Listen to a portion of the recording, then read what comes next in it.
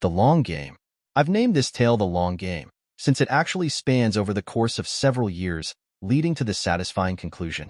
Also, because it's a long story, I'll understand if you skip this one for a shorter one. Several years ago, I was in desperate need of a job. I was recently released from active duty in the U.S. Army under a medical discharge, met my girlfriend, who is currently my wife, who moved in with me with her 2 small children from a previous marriage, and I was bouncing around from dead-end job to dead-end job. I had very little real-world skills to offer to employers, so my options were limited. I took a chance and interviewed with a small security company and was immediately hired. They liked that I was prior service, grilled me with questions only a veteran would know, and sent me to work on their biggest contract. I was on a site of a massive multi-million-dollar construction location. A large-named oil company was building a new headquarters, and well, massive construction project just doesn't seem like a big enough description.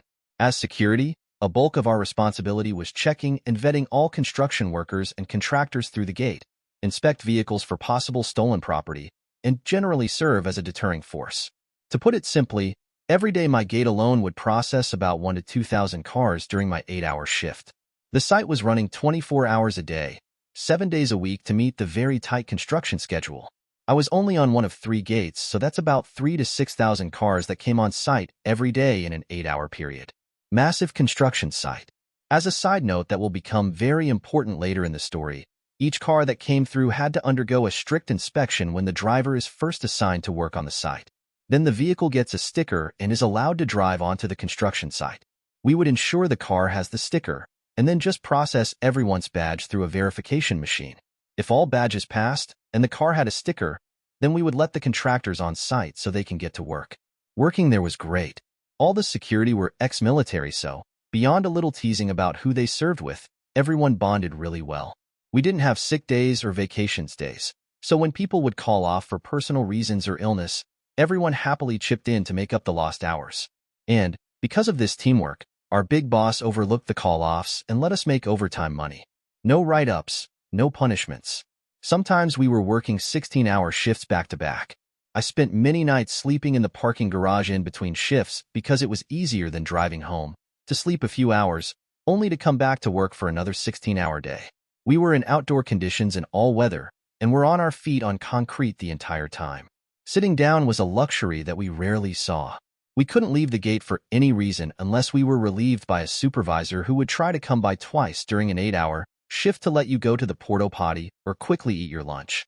Rain, harsh summer heat, bug storms, yes, that's a thing. Hail. You were out by your gate with no protection other than a construction hard hat.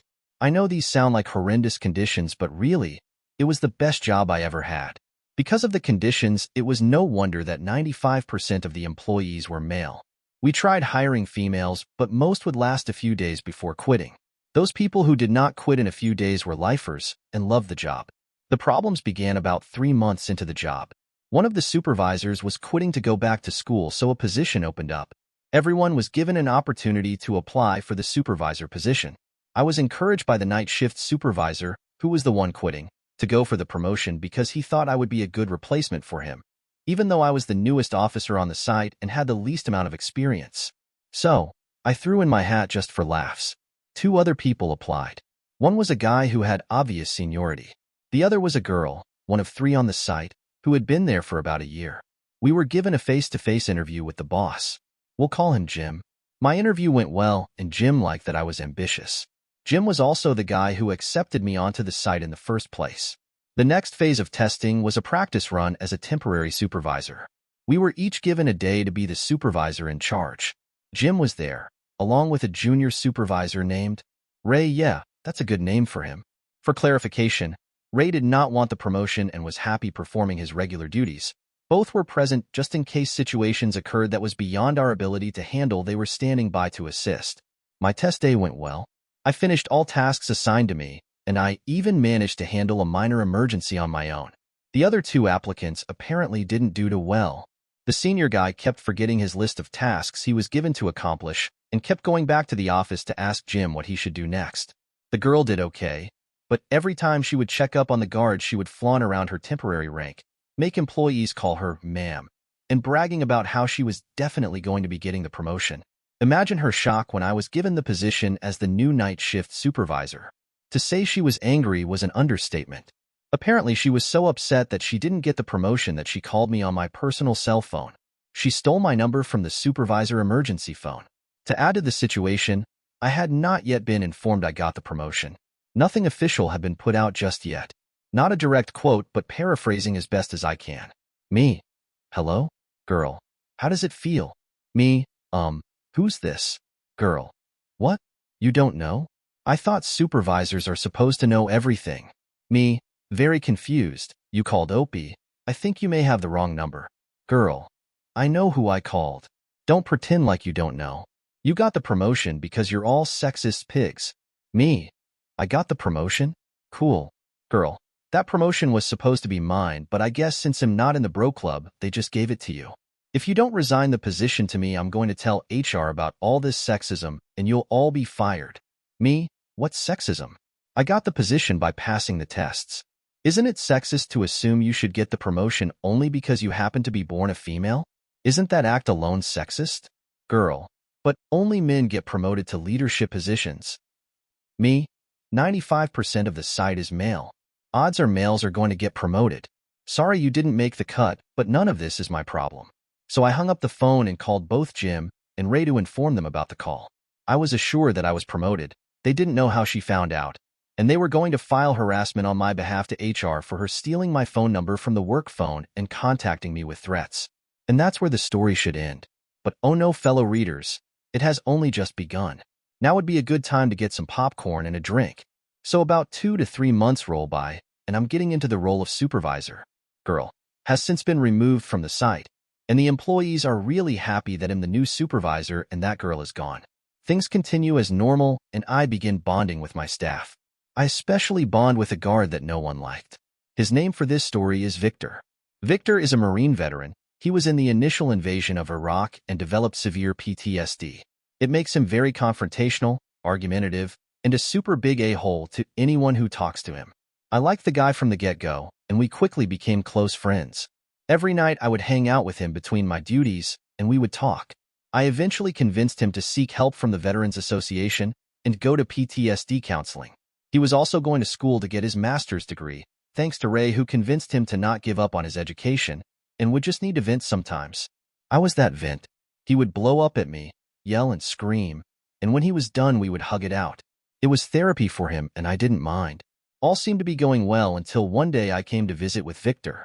What I didn't know was that Victor was pulling a 16-hour shift and actually worked the afternoon and the night shift. So when I showed up to work, he had already been there a majority of the day. He asked me if I spoke with Jim recently. I hadn't. Apparently Jim didn't show up to work today. A few days go by and, well, Jim mysteriously disappeared. After 3 or 4 days of his disappearance, Ray called an emergency meeting with the supervisors. In attendance was myself, Ray, and another supervisor from the second shift who is not important and does not require a fictional name. The meeting was to try and figure out what happened to Jim. We pooled our knowledge together and decided the best course of action was to contact the main headquarters branch to see if they knew something. He wasn't answering the phone when we called him, so we feared he was in the hospital, and no one bothered to tell us.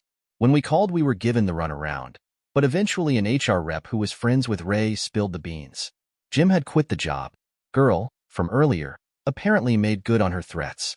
After she was kicked out of the site, she got a hold of a lawyer and began the process of suing the company, not only for sexism and favoritism, but also sexual harassment. As it turned out, Jim was a lonely man. Girl and Jim began flirting and eventually sexting, and the idiot used the company's supervisor's cell phone to do it. She not only had copies of the messages, but when the company dug into the phone records, they had all the evidence needed to see she was not lying. There were pictures, lots of pictures. Girl was brilliant. Evil, but brilliant.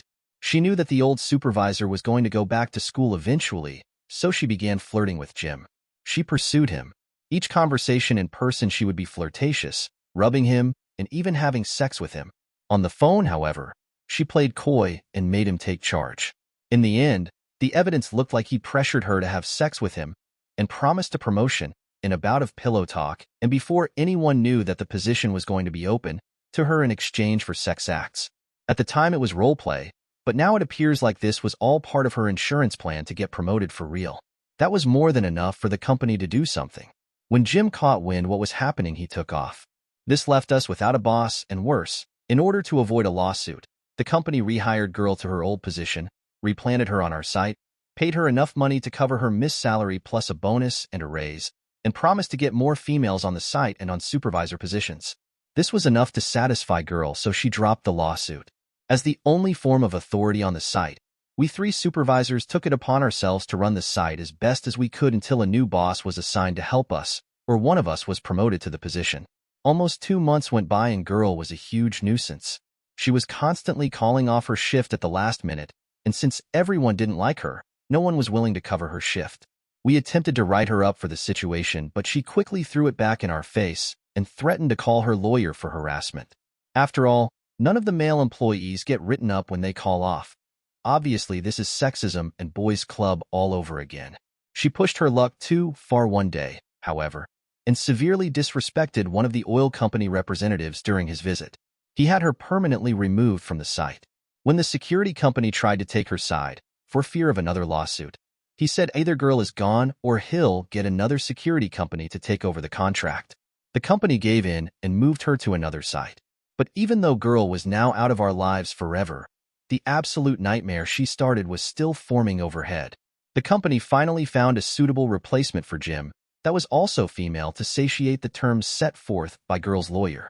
Our new boss was named, well, I have lots of names for that sea hag, but for now, I'll refer to her as Tasha. Tasha was a handful from the get-go. As the new boss, she was working on the site for nearly 2 weeks before she ever introduced herself to either the second shift supervisor or myself. I still work nights. What boss does that? 2 weeks before you introduce yourself to the supervisors? It took her another month to eventually meet all the guards. The site was busy, but it wasn't that big. Already she was off to a bad start. She was also non-military and didn't seem to respect the fact that every guard and supervisor was a military vet. Most of us served in war zones, lived in the dirt, and were very self-sufficient. She saw everyone as a brainless meathead who needed constant supervision. The term micromanager isn't strong enough of a description to understand the level of hands-on she needed to have. And it probably would have been much different if she was improving things, or making things more efficient, but she was barely able to perform the simplest tasks, made constant poor decisions, and just kinda ticked everyone off whenever she was around. We 3 supervisors tried to train her and bring her up to speed with the site, but she wouldn't hear any of our advice. After about another week or so from her introduction to everyone, she began to get worse. We started seeing a ton of write-ups flooding across our desks, like dozens and dozens for a single employee. And the write-ups, while technically correct, were of the most petty things imaginable. Her favorite was writing up employees for breaking uniform regulations. You have a stray string on your uniform? Write up.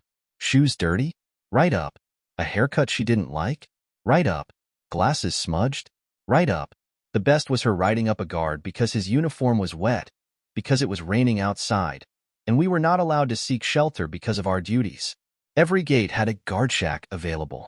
It was a small space with just enough room for a chair and a table to write on.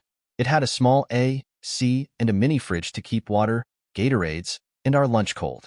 But no one could use the guard shacks because they were so far away from the gates. Still within eyesight, but we had to physically badge in vehicles and employees, and the verification machine was set up next to the gate. When you swipe a badge, a green or red light flashes, and it makes a little beep sound to say whether or not someone is allowed on property. But if you're in the guard shack, you can't physically hear the beep. Reminder, this is a construction site. Nor can you see the lights because the lights face the vehicle. So you have to stand there and swipe the badge and physically look at the lights to know whether or not to let anyone in. Also, remember the car stickers? They were positioned on the windshield, so you can't see them from a shack 30 feet away from the gate. And because of the massive volume of cars coming and going, there just wasn't any time to walk to the guard shack, much less sit down. We tried to explain that to Tasha, who just didn't seem to care. It also became very clear that she was focusing on one guard at a time.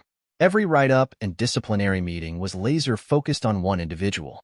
Eventually, that person would get so sick of the harassment that they would quit. As soon as they were gone, she would focus on another guard. The entire site went from a dream job to the most hostile work environment I've ever bore witness to. I served 10 years in the Army and served 3 tours to Afghanistan. I served under some of the most idiotic leadership imaginable, People who only got promoted because they were in the army so long that eventually they would get promotions. Ask a veteran, they'll understand what I mean. And all that time, all those dead-end jobs with king of the tiny pond managers I used to work for were nothing in comparison to Tasha. After 2 months under her reign, 12 employees quit, including Ray. Yes, apparently supervisors were also under fire. I feel that I'm obligated at this point to mention that Ray is the best damn leader I've ever had the luxury of working with. Even though he was technically under me, he was and is the most professional man I have ever known. Period. Everyone on site respected him. Everyone would have followed him to hell and back. Everyone loved Ray.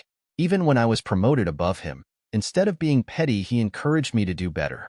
He trained me and became a role model to myself and many others on the site, including Victor. Remember him from earlier?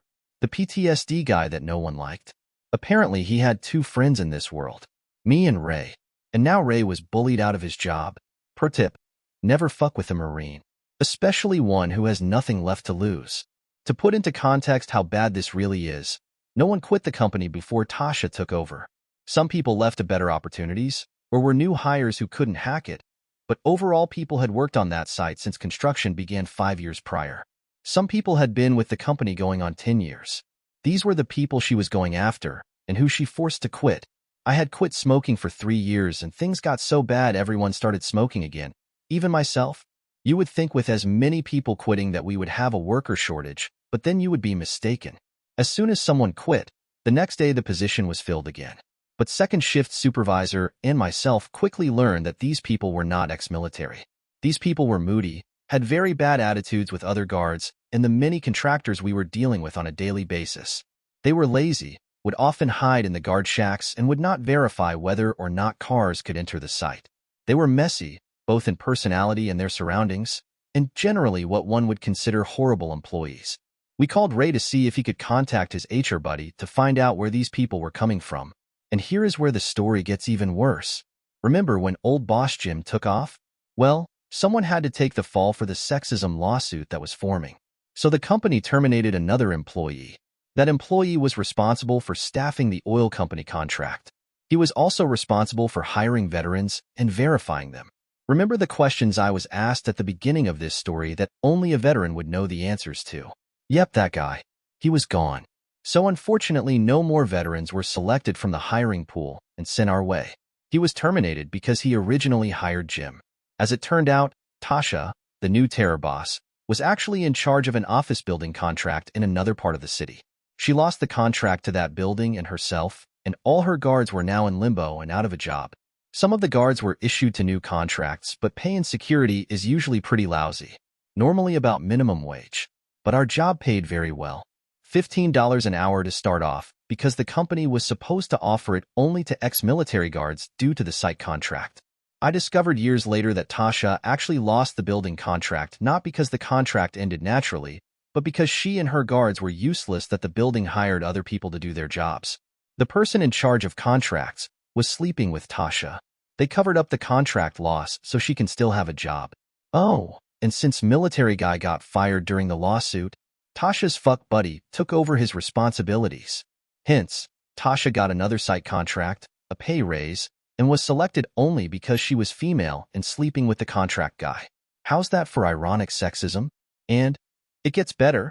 And the write-ups and harassment on our site were a ruse to get the veterans to quit their jobs, forcing the company to fill the spot with whoever was available due to a loophole clause in the oil company contract.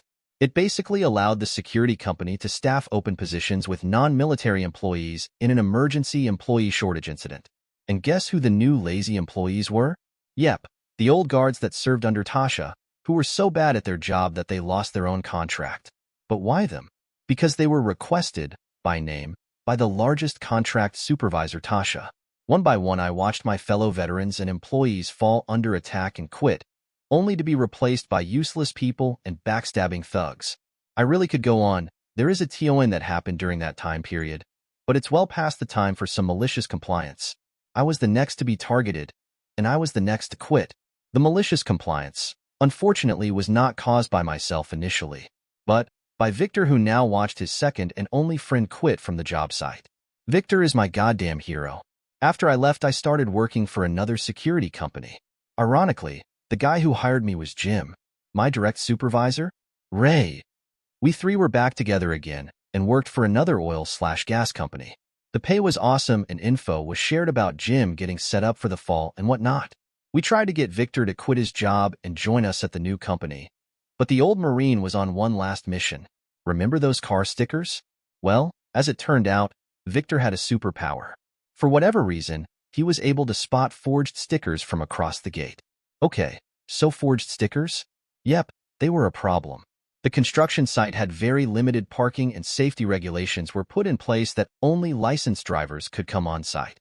The cars also had to pass crazy tests in order to meet the safety regulation compliance. The problem is that construction companies and subcontractors often hire illegal workers, or people with criminal history, or people who just have crappy cars that probably aren't registered or even inspected by the state.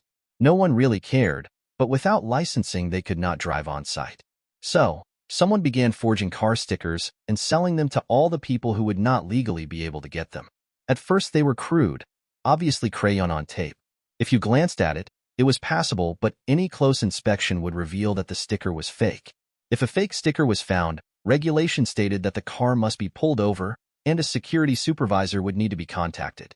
The security supervisor would have to get a hold of the site foreman, a supervisor from the fake sticker driver, and a police officer who would remove the sticker and permanently remove the employee from the site forever.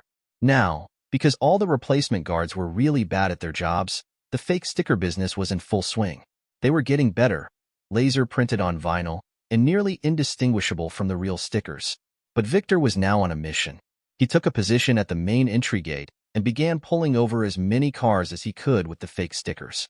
He pulled over so many that a security supervisor, Tasha, was assigned to be nearby at all times. The site had to hire an additional police officer, and the site foreman had a permanent representative at the gate. Every day Victor was pulling over car after car. He started training some of the least useless guards how to do it and what to look for. It became a huge nuisance for Tasha, but she technically couldn't do anything about it because he was following the site rules to the letter. After a month of aggressive crackdown on the fake sticker problem, the oil company representatives held a special meeting with Tasha and Victor to plead with him to stop. He had single-handedly removed so many construction workers and contractors that many companies were pulling their long-term contracts with the oil company. Construction came to a sudden halt, and the oil company was hemorrhaging tons of money to either keep on contractors or find new ones willing to pick up the job where others left off. Best of all, the construction should have been way ahead of schedule, so the oil company sold their old headquarters to someone else in the expectation to move into the newly constructed headquarters. However, incompetent security replacements were not checking vehicles exiting the property, and thousands upon thousands of dollars worth of tools and construction supplies were stolen, causing massive setbacks. Then, the sticker fiasco caused any progress that was still going on to come to a sudden halt. The oil company now had to pay and greatly inflated rent at their old headquarters because the building was sold, but they had nowhere to send the employees. So the new owners let them stay and jacked up the rent so high that it was causing the oil company to lose massive revenue and stocks were beginning to drop. During the meeting, Victor only asked one question. So, are you changing the regulation to state that illegal drivers are now allowed on site? Of course they didn't change it. They couldn't, and Victor knew it. The meeting came to a close. Victor returned to his gate and continued his mission. After a few days, an accident occurred on site. The blame was the drivers, but the buck was passed to Victor, who became the fall guy, and he was terminated from the security company. Everyone knew it was bullshit and that he was obviously the scapegoat, but Victor didn't care. He waged his war, and in my eyes, he won. So that's the end of the malicious compliance, and if you made it this far, then good on you. I hope you enjoyed this slice of my life, and I leave you with a wish. I hope the best of your past is worst of your future. If you're still here, then you'll be pleased to know there is a little justice in the world. Victor left security permanently. He finished school with honors and got his master's degree. He also took my advice and sought help for his PTSD. He ended up getting 90% disability from the VA and gets a fat check every month. He technically does not have to work anymore, but took a job as a maintenance supervisor at the local city college. He is doing much better mentally and is looking forward to buying his second home. We still talk regularly and is considered a very close friend of mine. Jim, Ray and I worked together for years at another security company. Jim left that company for better pay at a different security company and has only spoken to me once since his departure. From what I hear, He got married and is doing well. Ray took over as a contract manager for an even different security company much closer to his residence. He is still happily married and adopted his 2 nephews to raise alongside of his son. We still talk semi-regularly and go drinking at least once a year with Victor. I became a big-time security supervisor at the company and have only recently left due to political conflict. I now am an HVAC technician, and me and the wife are doing well. And what of Tasha? Well, she was eventually fired for the hell she caused. It took years to unravel the drama, but eventually karma caught up to her. Jim called me once, after he left to work somewhere else, and warned me that Tasha was looking for a job in a new security company. He just denied her application when he realized who she was based on the stories Ray and I told him. She then interviewed for the position at my company. Guess who did all employee hiring? This guy. I had another officer send her into my office. She walked in all dressed up, smiling and ready to do her interview. Then she saw me. Her smile faded and she walked out without ever saying anything. I then made a call to Ray and gave him a heads up that she was out there. Several weeks go by and she walked in to interview with Ray. He told me that when she saw him, she broke down crying. She confessed that since she was terminated, she has been unable to find a job. Everyone who interviews her just so happens to be an ex-military veteran who used to work on an oil company construction site. She was losing her home. Her husband left her and took her kids. He found out about the contract guy she was sleeping with. She was living out of her car. She pleaded him for a job. And Ray, the most professional man I had ever met, was an ex-Marine. He knew what happened to Victor, about how she threw him under a bus. He told her to beat sand and to tell Satan hi for him when she goes to hell. Per tip, never mess with a Marine. Edit for added info and concerns. Firstly, thank you all for the overwhelming response. I figured my story would be overlooked and possibly read by a handful of people. I never would have imagined I would get this kind of response. Thank you all for the awards, the updates, and the kind words. It really means a lot to me, and yes, I read them all. Wish I could respond to everyone, but I can only say thank you so many times before it loses its sincerity. But thank you to everyone. Also, I will pass on your good wishes to Ray and Victor the next time I talk to them. Secondly, few commentators correctly noted that this story is very one-sided and sexist against the female employees. I'm just popping this here to address their concern on a few points. The female character named Girl should have a real name and not just labeled as a gender. You're right. Didn't even think about it while I was writing this, and frankly, I don't care enough about her to justify giving her an identification. If this upsets you, then I understand and accept your criticism without any negativity on my end. This is a boys' club. All females in the story are depicted as evil or were oppressed. ECT. The story most certainly had that vibe, and really that wasn't my intention. Consider it a big oversight on my part. The whole story is incredibly long, and there were so many people involved that if I got detailed, it would be like a Marvel movie.